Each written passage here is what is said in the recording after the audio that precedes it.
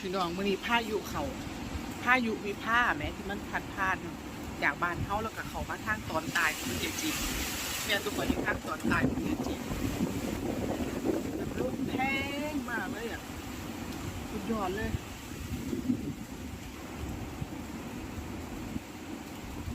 พายุวิภาลมกระโชกแรงเลยฝนกับนี่แน่บ่ค่อยตกหลายดอกแต่ว่ามันลมแห้งเป็นตาย้านไหมผู้ใดไปไสมาไสก็ระวังเด้อพี่น้องบ้านเฮาเด้อ